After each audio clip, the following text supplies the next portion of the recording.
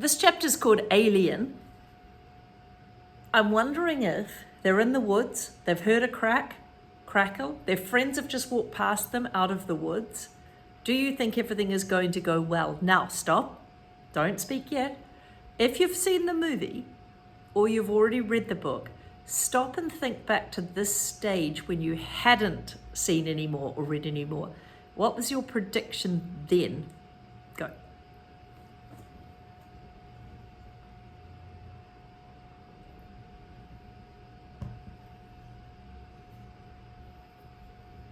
We headed back the way we came, in the direction of the giant screen, of course. That's when we walked straight into a group of kids we didn't know.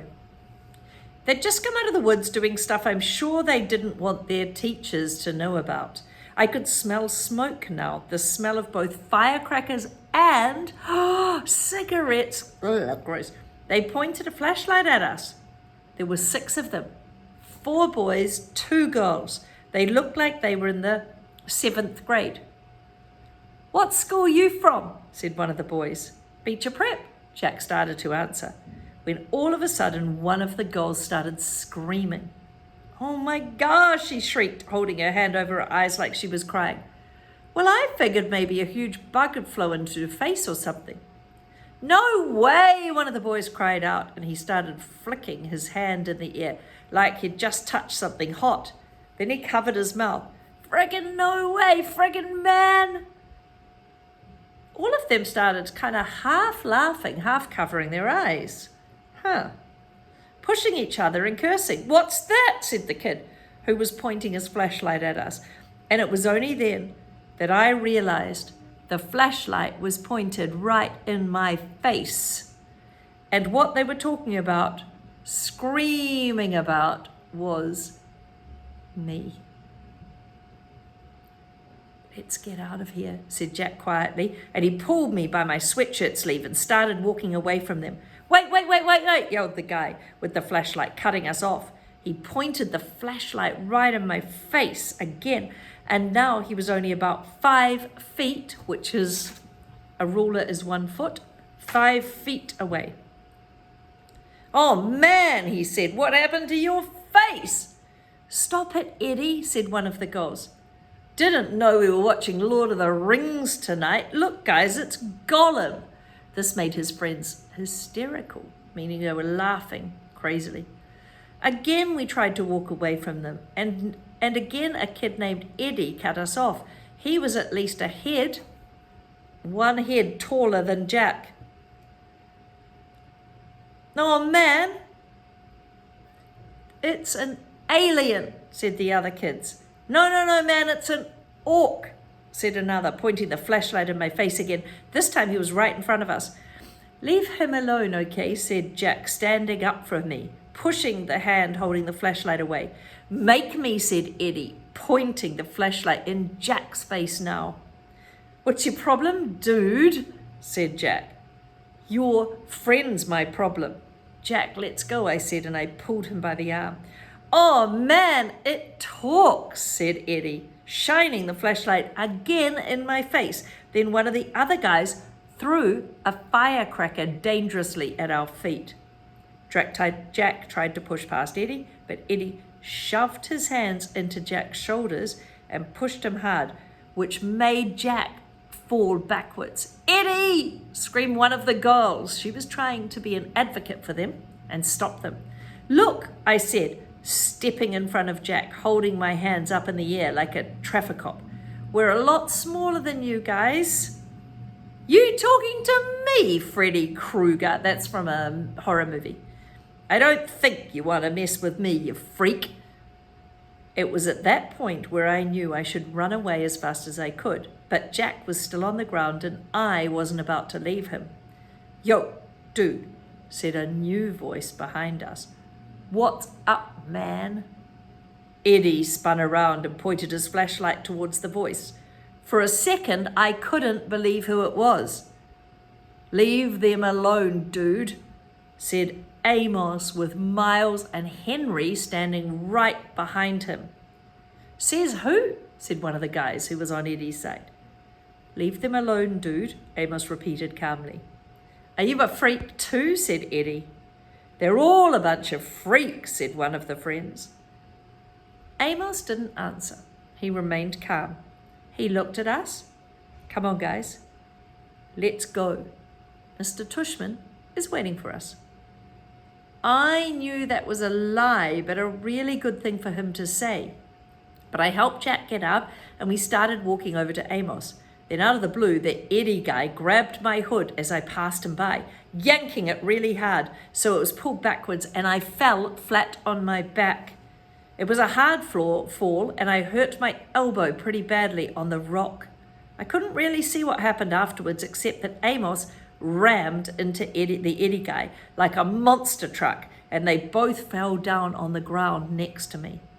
Everything got really crazy after that. Someone pulled me up by my sleeve and yelled, "Run!" And someone else screamed, "Get him!" at the same time. And for a few seconds, I actually had two people pulling my sleeves of my sweatshirt in opposite directions.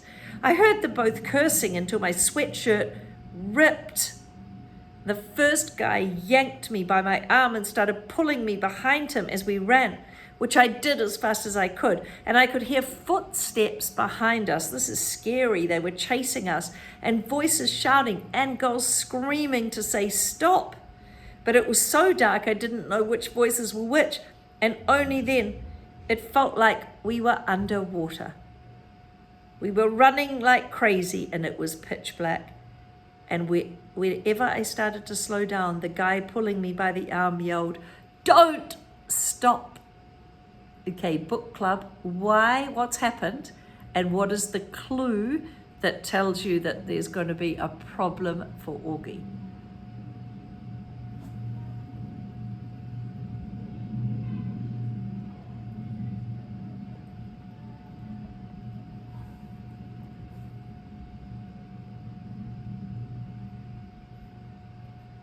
Did you notice?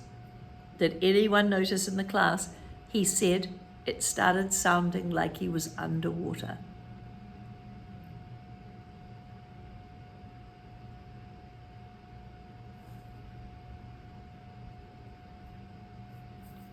Did my little clue give you an idea of what might have gone wrong for Augie? Voices in the dark. Finally, after what seemed like forever of running, someone yelled, "I think we lost them." "Amos, I'm right here," said Amos's voice a few feet behind us. "We can stop." Miles yelled from further up. "Jack," I yelled. "Whoa," said Jack. "I'm here too." "I can't see a thing." "Are you sure we lost them?" Henry asked, letting go of my arm. That's when I realized that he'd been the one, Henry, pulling me along. "Yeah, shh, let's listen." We all got super quiet, listening for footsteps in the dark. All we could hear were the crickets, the frogs, and our crazy panting. We were out of breath, stomachs hurting, bodies bent over on our knees. "We lost them." "Whoa, that was intense." "What happened to the flashlight?" "I dropped it." "How did you guys know? Well, we saw them before." "They looked like jerks. They just rammed into him," I said to Amos. "I know, right? He didn't even see it coming. He was like, 'Are you a freak too?' And you were like, 'Bam,'" said Jack. "Bam," said Amos, throwing a fake punch in the air. But after I tackled him, I was like, "Run, Amos, you schmuck. He's 10 times bigger than you." And I got up and I started running as fast as I could. We all started laughing, but actually we were terrified and we were relieved, and we didn't really feel it was funny, but that was nerves. I grabbed Augie and I was like, "Run," said Henry. "I didn't even know that you were pulling me." "That's wild," said Amos, shaking his head. "Totally wild, but dude, your lip's bleeding." "I got in a couple of good punches," said Amos. He said he punched them. He wiped his lip. "I think they were 7th graders. They were huge losers," Henry shouted really loudly, but we all said shh, shh, shh, shh. We listened for a second to make sure no one had heard him. "Where the heck are we? I can't even see the screen." "I think we're in the cornfields," answered Henry. "Oh, we're in the cornfields." "Oh, I know exactly where we are," said Amos. "We have to go back in this direction. That'll take us to the other side of the field." "Yo, dudes, that's really cool of you guys to come back for us. Really cool, thanks." "Nah, no problem," said Amos, high-fiving Jack. And then Miles and Henry high-fived him too. Yeah, dudes, thanks, I said, holding my palm up like Jack had, though I wasn't sure if they were willing to touch me and high-five me. Amos looked at me and nodded. It was cool how you stood your ground, little dude, he said, and then he high-fived me. Can you high-five the people around you? Why is it significant in this book? Turn and tell somebody when I say go.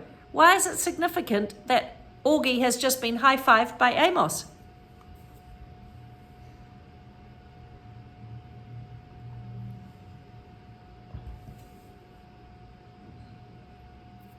This book is really good if you're book clubbing evolution or change over time, because these guys have changed completely. Now they're high-fiving him, and before they were saying he was part of the plague. Yeah, Augie, said Miles, he high-fived me too. And you were like, we're littler than you guys. Well, I didn't know what else to say, I laughed. Really cool. Sorry I ripped your sweatshirt though. I looked down and my sweatshirt was completely torn down the middle. One sleeve was ripped off and the other one was so stretched out it was hanging down to my knees. Hey, your elbow's bleeding. Yeah, I said. I shrugged, but it was hurting a lot. You okay? I nodded and suddenly I felt like crying and it was really hard not to do that. Wait, said Jack. Your hearing aids are gone. Oh no. What? I yelled, touching my ears. The hearing aids were the whole band was definitely gone. That's why I felt like I was underwater. Oh no, I said. That's when I couldn't hold it anymore. Everything that had just happened to me kind of hit me. I couldn't help it and I started to cry. Like big crying, what Mum would call waterworks. You turn on the waterworks. I was so embarrassed I hid my face in my arm, but I couldn't stop the tears from coming. The guys were really nice to me though. They patted me on the back.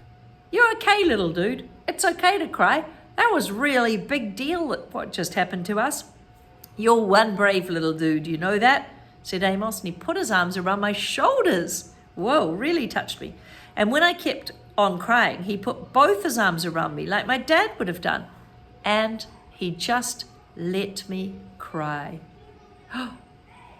Maybe you want to talk for a minute about what just happened, because it's quite emotional and quite a big deal.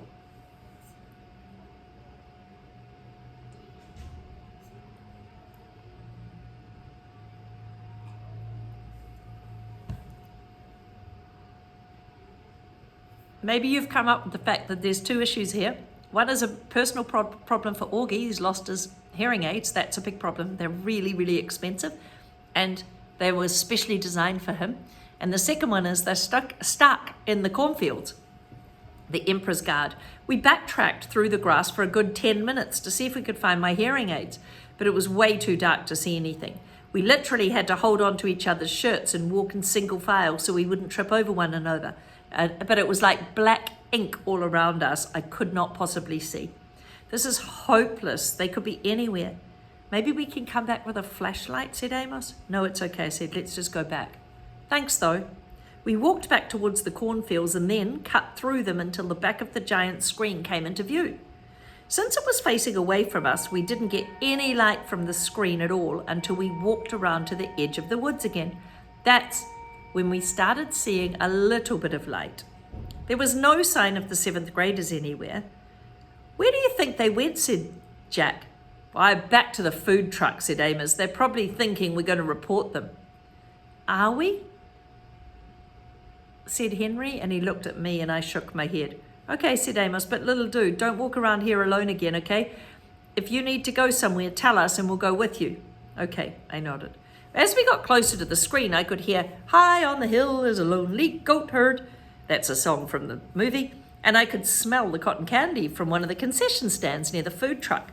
There was lots of kids milling around this area, so I pulled what was left of my hoodie over my head and kept my face down, hands in my pockets, as we made our way through the crowd.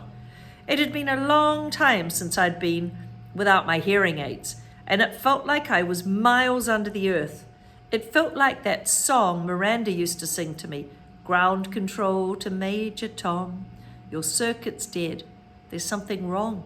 I did notice as I walked that Amos had stayed right next to me, and Jack was close on the other side of me, and Miles was in front of me, and Henry was behind me. North, south, east, and west. They were surrounding me as we walked through the crowds of kids, like I had my own Emperor's Guard. Sleep. Then they came out of the narrow valley, and at once she saw the reason. There stood Peter and Edmund, and all the rest of Aslan's army, fighting desperately against the crowd of horrible creatures whom she had seen last night. Only now, in the daylight, they looked even stranger and more evil and more deformed. Hands up if you know the book.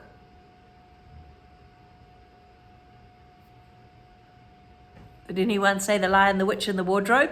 If you haven't read it, it's a great book. I stopped there. I'd been reading for over 1 hour and sleep still didn't come. It was almost 2 a.m. and everyone else was asleep. I had my flashlight on under the sleeping bag, and maybe the light was why I couldn't sleep. But I was too afraid to turn it off. I was afraid of how dark it was outside the sleeping bag. When we got back to our section in front of the movie screen, no one had even noticed we'd been gone. Mr. Tushman and Miss Rubin and Summer and all the rest of the kids were just watching the movie. They had no clue how something bad had almost happened to me and Jack. It was so weird how that can be. How you can have a night that's the worst of your life, but to everyone else it's just an ordinary night. Like on my calendar at home, I would mark this being one of the most horrific days of my life. This and the day Daisy died. But for the rest of the world, this was just an ordinary day. Or maybe it was even a good day. Maybe somebody won the lottery today. Amos, Miles, and Henry brought me and Jack over to where we'd been sitting before with Summer and Maya and Reed. Then they went and sat where they had been sitting before with the rest of the group. Well, in a way, everything was exactly the same as when we left, before we went looking for the toilets. The sky was the same. The movie was the same. Everyone's faces were the same. Mine was the same. But something was different. Something had changed, right? I could see Amos and Miles and Henry telling their group what had happened. They were talking about it because they kept looking over at me while they were talking. Even though the movie was still playing, people were whispering about it in the dark. News like that spreads quite fast. It was what everyone was talking about on the bus ride back to the cabins.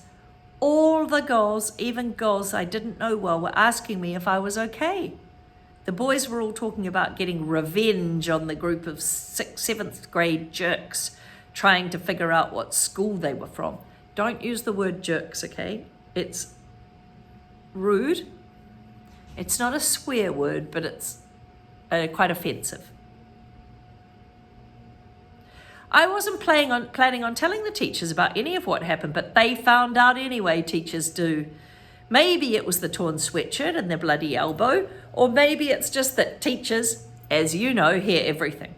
When we got back to camp, Mr. Tushman took me to the first aid office while I was getting my elbow cleaned and bandaged up by the camp nurse. Mr. Tushman and the camp director were in the next room talking with Amos and Jack and Henry and Miles, trying to get a description of the troublemakers.